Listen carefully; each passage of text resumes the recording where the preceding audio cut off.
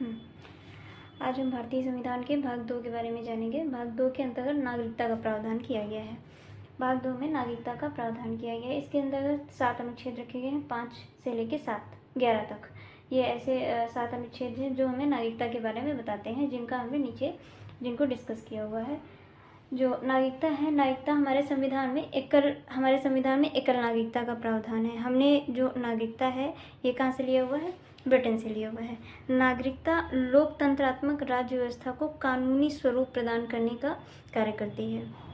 लोकतंत्रात्मक राज्य व्यवस्था को कानूनी स्वरूप प्रदान करने का कार्य करती है।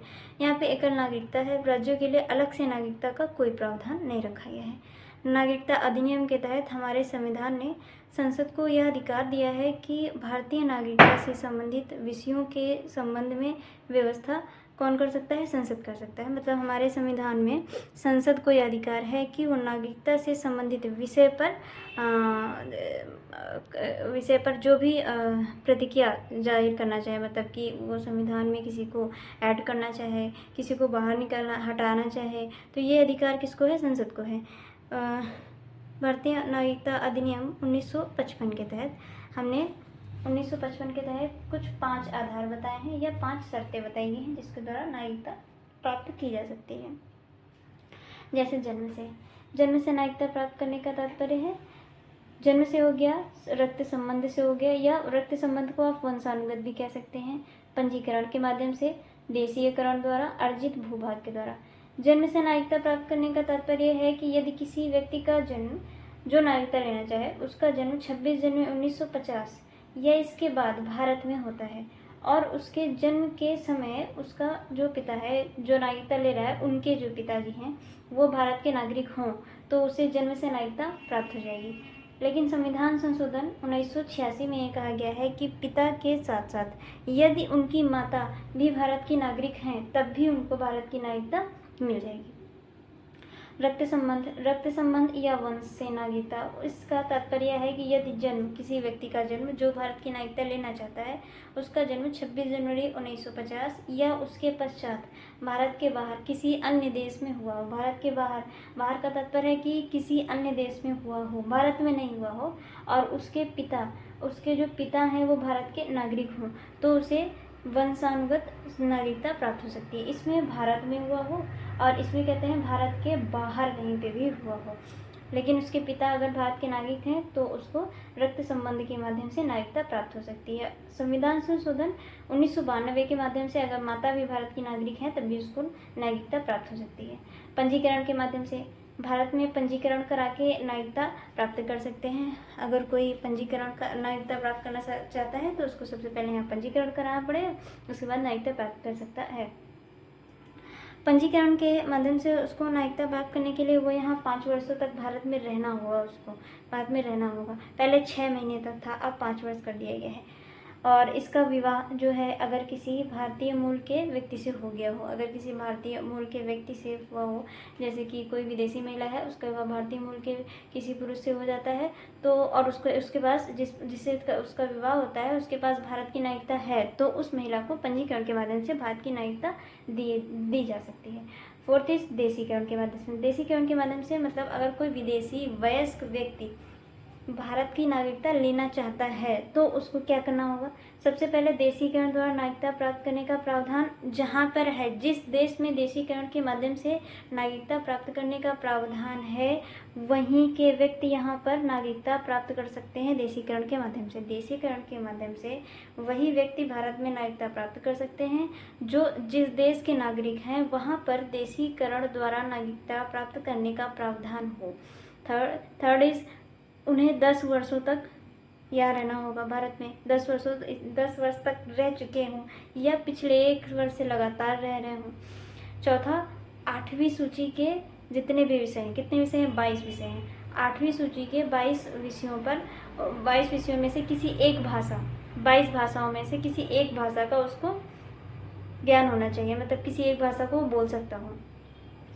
5वीं बात है कि वह नागरिकता का त्याग मतलब जिस देश में वो रहता हो, जहाँ की भी उसके पास नागरिकता हो, उस नागरिकता का उसने उसको त्याग दिया हो और उसने तब भारत की नागरिकता के लिए देशीकरण के माध्यम से अप्लाई किया हो, तो ये देशीकरण के माध्यम से हाँ भारत का नागरिकता उसको मिल सकती है। अर्जित भूभाग द्वारा, अर्जित भूभाग का तात्पर्य है कि कोई गैर भारतीय राज्य, ऐसा राज्य जो भारत में नहीं है लेकिन भारत में हम भारतीय उसको विजिट करते हैं, भारत की सेना उसको विजिट करती है, या वह स्वयं से विलय होना चाहता है तो उसको जो है स्वयं वहाँ के नागरिकों को भारत की नागरिकता प्राप्त हो सकती है।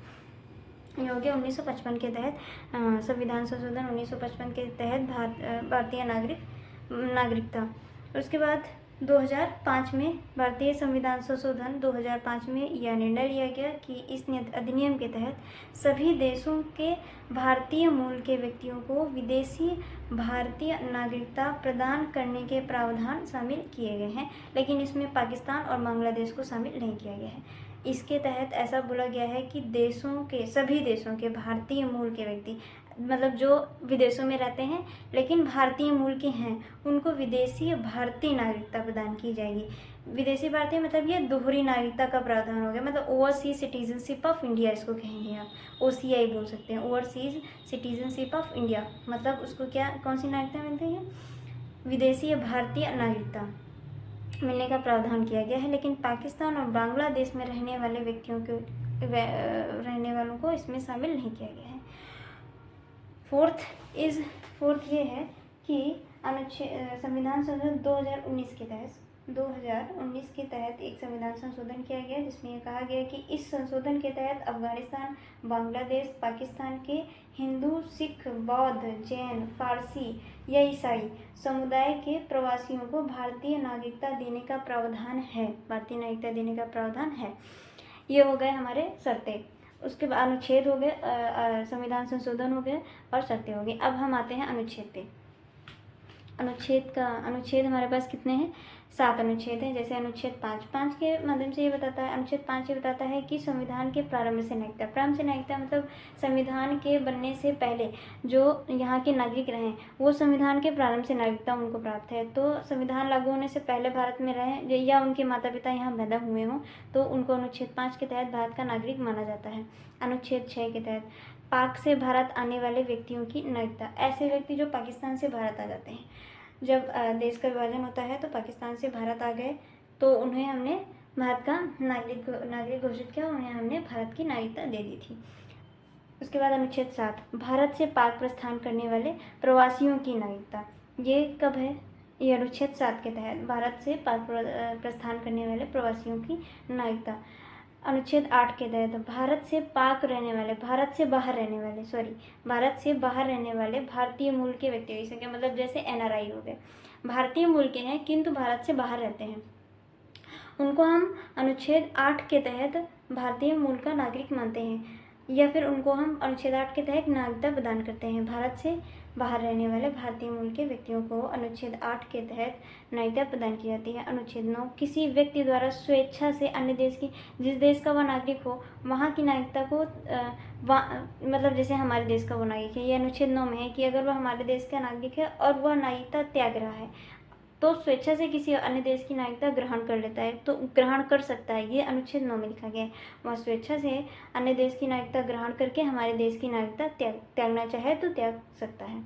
अनुच्छेद 10 के अंतर्गत नागरिकता जारी रहने के संबंध में, मतलब अगर कोई व्यक्ति यहाँ का नागरिक है तो उसकी नागरिकता बनी रहेगी। अनुच्छेद 11 के संबंध में ये है कि संसद को नागरिकता के संबंध में कानून बनाने की शक्ति प्राप्त है, मतलब संसद चाहे तो किसी नागरिक को मतलब नागरिकता के संबंध में कानून बना सकती है कि नागरिकता के लिए शर्तें निर्धारित कर सकती है, नागरिकता प्राप्त करने की शर्तें, नागरिकता समाप्त होने की शर्तें डिसाइड करने का कार्य किसका होता है, ये होता है संसद का। आज हमने डिस्कस किया है नागरिकता के बारे में, कल हम मौलिक अधिकार या मूल अधिकार के बारे में डिस्कस करेंगे। और